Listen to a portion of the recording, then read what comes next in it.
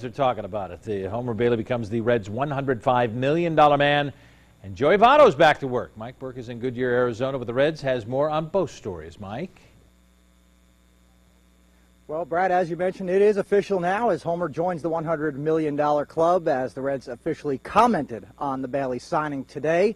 As you know, this was initially reported to be a 6-year deal, which runs through 2019, with a mutual option at the end of it for 2020, worth $105 million. Homer told us on Tuesday he has no clue what he'll do with all that money outside of buying a really nice Coca-Cola, but he does know one thing. The money was not his main reason for signing long-term. I don't care how much money you're making, even though some might disagree. Winning and being competitive on the field says a lot about, happiness and where you're at. So that was one of the things that I was looking forward to, and just the way that this organization is run day in and day out. Homegrown, was drafted, signed, and developed in our organization, and it's important as an organization to reward our players that have earned this type of respect to with contracts, keep them part of the organization for a long time. And he will be part of it for a long time indeed. So's this guy. Good sit down today with Joey Votto.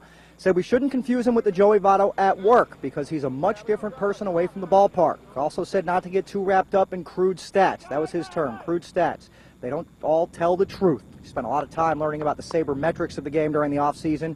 And he did talk about this year's team and that it should be very similar to 2013, but better if they stay healthier. Last year was a very, very typical year. We had challenges along the way. We overcame them, and we got to the playoffs, and that was the goal. And then once you get to the playoffs, it's a crapshoot. There's a lot of luck involved, and had we beaten Pittsburgh, it may have been a different story. All right, we'll have much more with Joey Votto in the coming weeks as we run up to opening day on March 31st. And finally, tomorrow, we'll talk with the skip, Brian Price. Brad, let's send it back to you. All right, Michael, thanks very much.